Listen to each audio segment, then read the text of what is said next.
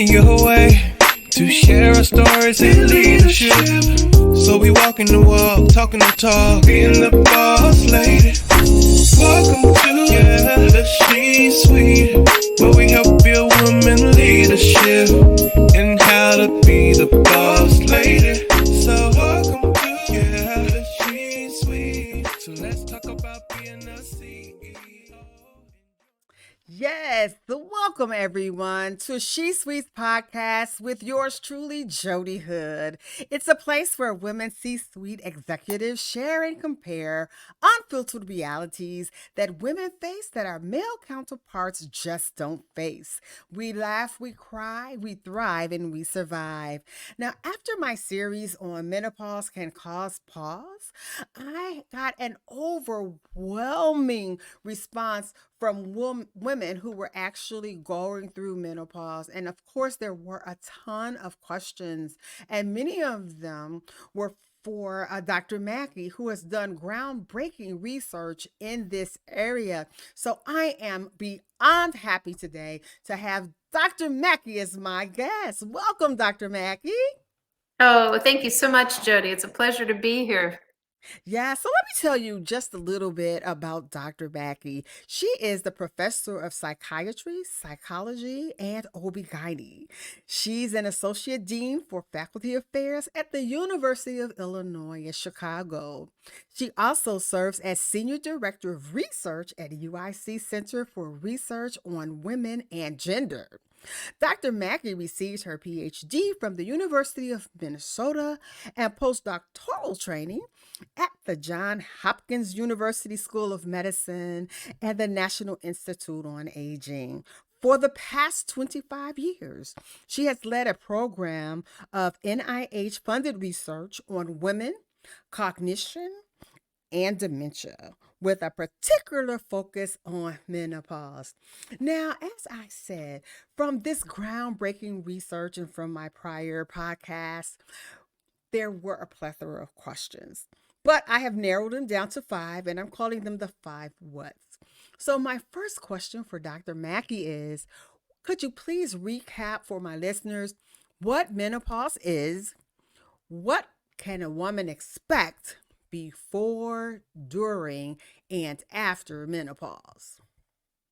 Yes, thanks. And thanks for the opportunity to discuss this topic because we know that women don't get a lot of information on this. They don't get the menopause talk the way they get the period talk. So it's good that you and I get a chance to talk about this and share these ideas with your audience. So, menopause is a naturally occurring event. It happens to all women who live into late life. And I will say, importantly, from the very beginning, just like women's experience of pregnancy and their menstrual cycles differ, like one Mhm. woman can be very much affected at the end of her menstrual cycle, and another woman doesn't even know when her period is going to be coming, right? Menopause is like that. It's a different experience for different women. So there's no one menopause experience, right? So Mhm. my menopause isn't your menopause. So I say that because what happens to the body is pretty universal, but our reaction to it differs. Just like menstrual cycles happen in women, but a Yes. woman's reaction to those fluctuations in hormones can differ. So, what is Mhm. menopause? Menopause is the natural cessation or stopping of menstrual cycles that occurs when the ovary ages Mhm. and it starts to shut down. And a woman becomes, if you will, menopausal or what we call postmenopausal when she has gone 12 months without a period. Okay, Mhm. so that's the postmenopause. And what women don't appreciate is the time period before then, which is called the perimenopause. So, this is the time in a woman's life where her ovaries are shutting down, but they haven't quite shut down yet. So, what is that Mhm. experience like? Well, the first stage of menopause, what we call early perimenopause, is the time when a woman's cycles begin to change in terms of their regularity. Mhm. So, what do we mean by regularity? Let's say that I got my period every 28 days since, for the last many, many years. And Mm-hmm. suddenly, instead of coming 28 days after the last one, it comes 13 days after my last period. And then the next month, it comes, 35 days later. So the regularity of those cycles gives you a sense that something's happening here. My ovaries are shutting down. Right. That's the early perimenopause. Then there's the late perimenopause when, oops, all of a sudden a woman says, oh, I didn't get my period last month. I went a whole month without my period. That's Right. the late perimenopause. And that means that the ovaries, if you will, are aging even more. And then Mm-hmm. suddenly you skip so many periods that you go 12 months without a period and you become postmenopausal. So, what's happening in a woman's body during that time? Well, the ovaries are what produce, they're the primary source of Mm-hmm. estrogen Okay. in the body. And we know that, the estrogen is released in menstrual cycles in a very characteristic way. It spikes at ovulation and then it goes down and then it increases somewhat before going down again. So Mm-hmm. our bodies are used to this nice rhythm of estrogen and this nice rhythm of progesterone at the same time. Well, when the ovaries shut down, that beautiful rhythm that's characterized for many of us, some women don't have that. For example, if they have PCOS, they won't have that beautiful, regular rhythm.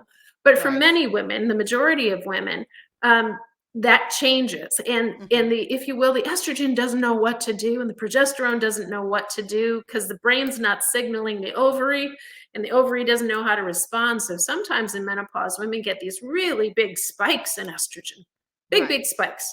And then Mm-hmm. sometimes they're really low. And what this creates is a change in the woman's brain that leads to things like hot flashes, that leads Mm-hmm. to irritability, Yes. that can lead to cognitive difficulties. So it's that lack of a coordinated, if you will, brain ovary regulation as the ovaries are shutting down that leads to these symptoms of menopause. I see. Now, you talked about cognition a little bit. So, your research has some very serious findings on the correlation between the hot flashes and cognition. Can you please just elaborate on that just a little bit?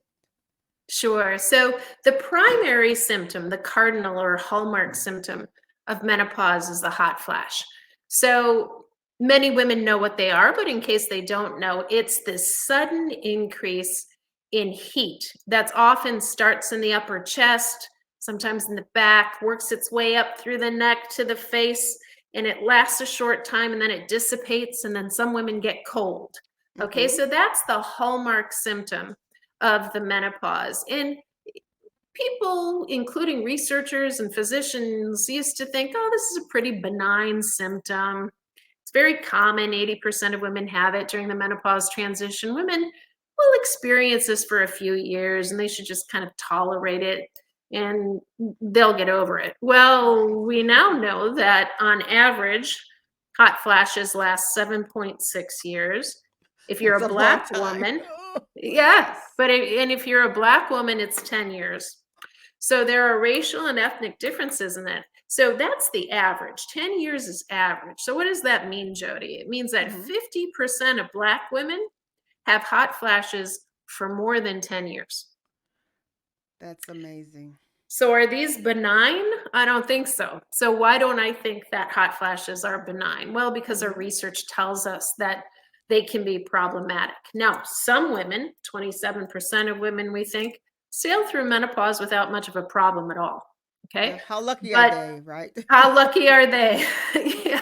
And it's hard for them to understand what other women go through because it wasn't their experience, much like Mm-hmm. the women who don't get depressed or irritable at the end of their menstrual cycles can't understand why some women do because that's not their experience. So, one message to your listeners is we really need to be kind Mm-hmm. to women as they share their differing experiences, and we don't want to negate them. Yes. My experience isn't your experience, and just because I didn't experience something doesn't mean you won't. So these Yeah. hot flashes last a long time, and you know what happens when we have them at night? We wake up. Yes. 75% of the time we have these hot flashes, we wake up. Yeah, it And disturbs your if sleep. It disturbs your sleep. And this is shown in research studies as well, where we monitor the hot flashes with wearable devices and we monitor the sleep with wearable devices. And we see that, awakenings occur with these hot Yes. flashes Mm-hmm. 75% of the time. So, what does that mean? It means let's take your average Black woman and let's say she experiences those hot flashes for 10 years. So that means night after night, week after week, month after month, she's has sleep disturbance related to these hot flashes. And Mm-hmm. unless she gets that treated, she's going to continue to have, the sleep disturbance. And what happens when we're sleep deprived, Jodi? You don't need a PhD in neuroscience to know what happens to our cognition when we're sleep deprived. Oh, yes, it slows It down goes down. tremendously. Yes. That's Mm-hmm. right. Our memory isn't as good. We don't pay attention as much. So part of the reason that hot flashes are associated with cognitive problems is because hot flashes disturb sleep.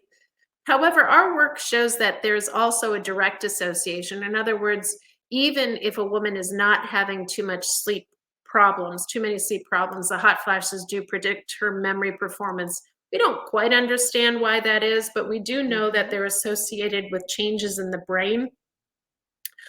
So those brain changes may be causing it, or it could be that it's just something about it. It's not a causal association. It could be that some women are vulnerable to cognitive problems and to hot flashes. We don't know yet. This is where the science needs to take us next.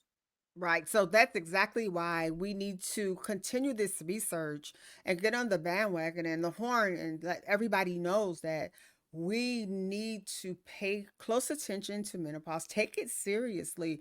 And when you were talking about being kind to women who are going through this phase of life, well, now that we know better, we can do better. And that's one of the reasons for podcasts like this, is just to get the word out, because you are correct. You got the period talk, but you didn't get the menopause talk. Now, Dr. Mackey, really want to go back to this cognitive decline that you have found in your research. And the reason I want to go back to that is because, of course, my podcast is geared towards C-suite women. So those Mhm. usually are women who are functioning at the highest level. As they say, they're in That's right. rarefied air. Mhm. And many of them have, I guess you could say, they pride themselves on being intellectuals. Like my favorite picture, let me tell you, is the bell-shaped curve. So we're talking about all of your life. Everyone to the right. You've been on the right of the bell-shaped curve. In kindergarten, Yes. you were on the honor roll, all the way up to college. And you got where you were because you are very bright, you're very smart, you're very Mhm. intellectual. So when your body starts changing and you get this brain fog, that's Yes. really scary, because you pride yourself on being able to remember everything, being able to recall fast, fast, fast, facts, facts, facts. You are able to process information, but when you haven't gotten that sleep and those hot flashes have kept you up all night, and now we know it may not necessarily be just because you were up all night, but you worry. So Oh. that, Mhm. that's really scary. And for me myself, it's devastating, because the first thing you think is Alzheimer's. You say, "Oh my God, is this early Mhm. Alzheimer's? What's going on?"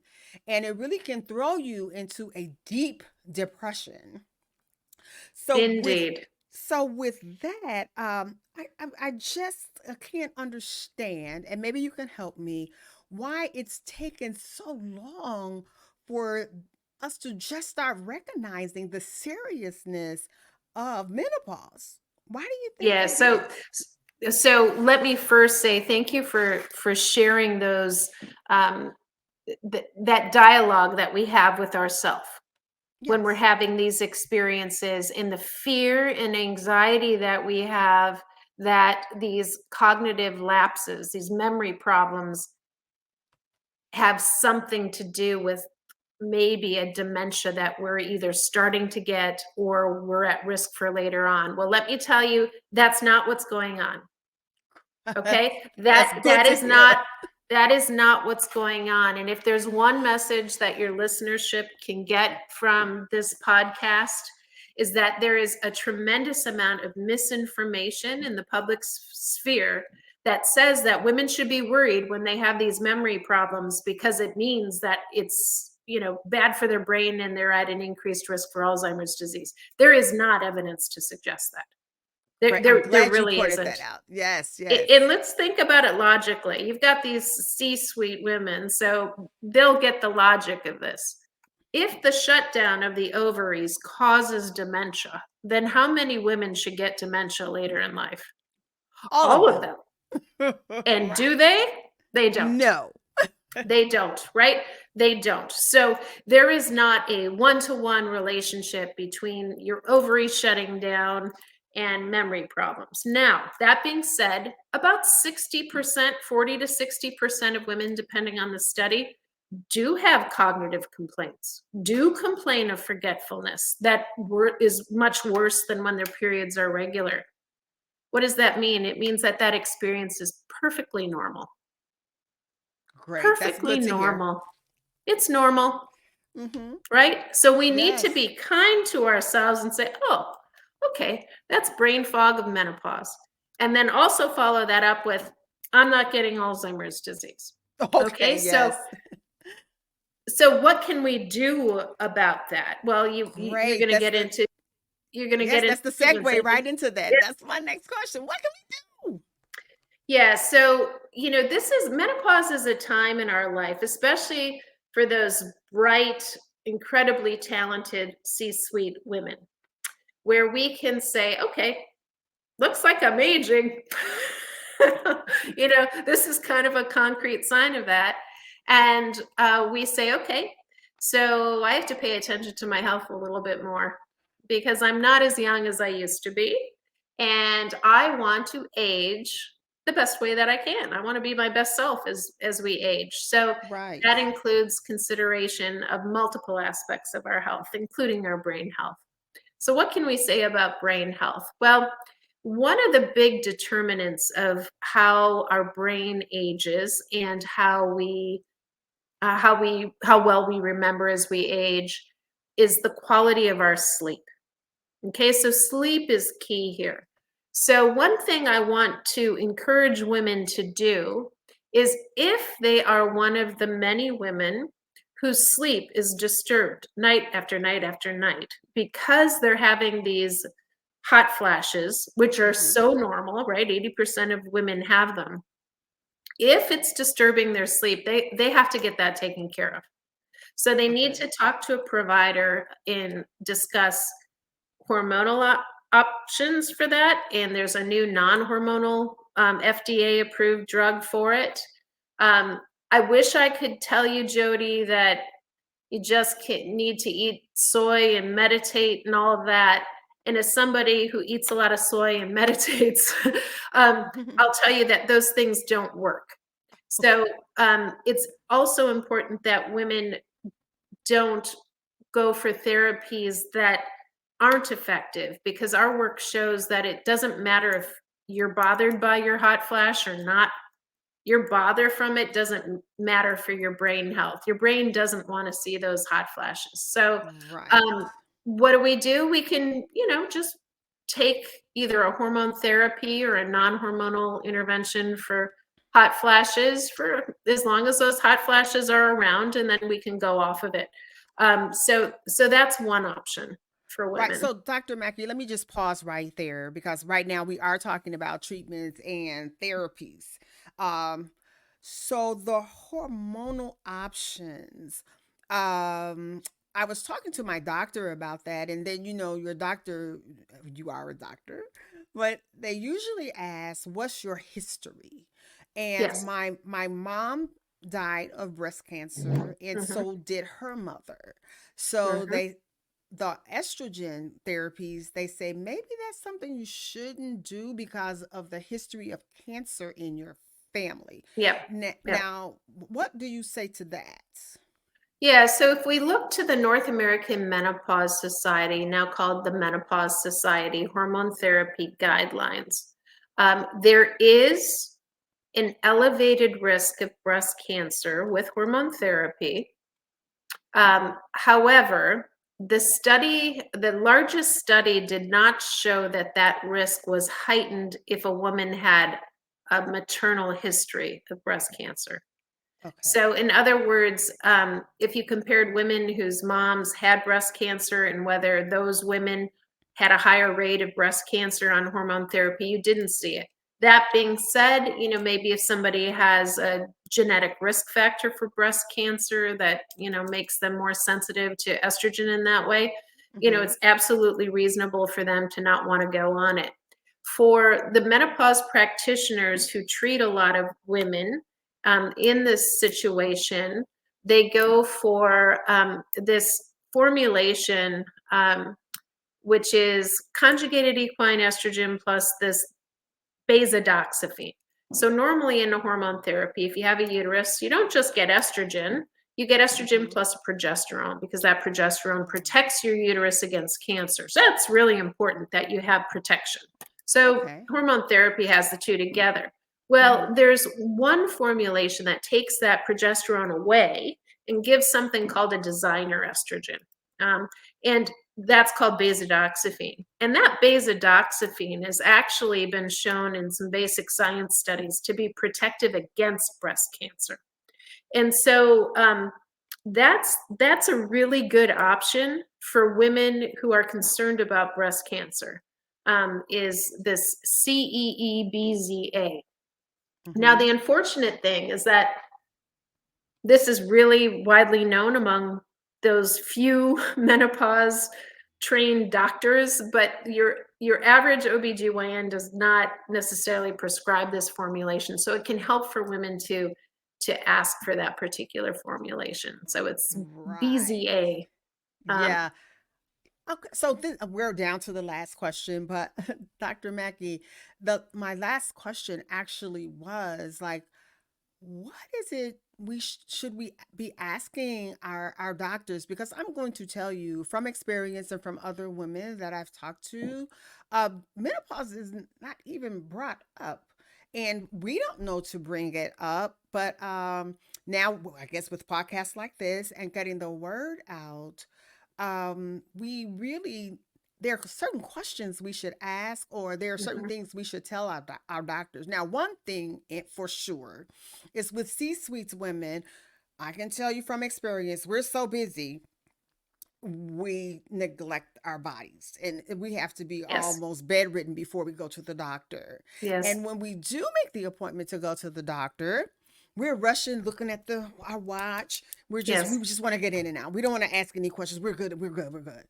But we're going to have to slow down, listen to our bodies, keep those doctor's appointments, but Mhm. still, it seems that we're going to have to advocate for ourselves because these are just not questions that the doctors ask. Like, well, how are you? Are you menopausal? What's going on? They just don't ask. So I'm glad that you are here today. I'm glad that I have this podcast and I'm going to push it out as much as I can because this is a real serious issue. And I am going to do everything I can to support all efforts to make sure that the research continues, but more importantly, that the health providers are educated and this becomes a question that they bring up. So, in your practice, how do you bring it up, or what? Or you can tell me this: what questions should we ask our doctors? So I think when women have questions about menopause, it can be helpful for them to implicitly educate their doctor.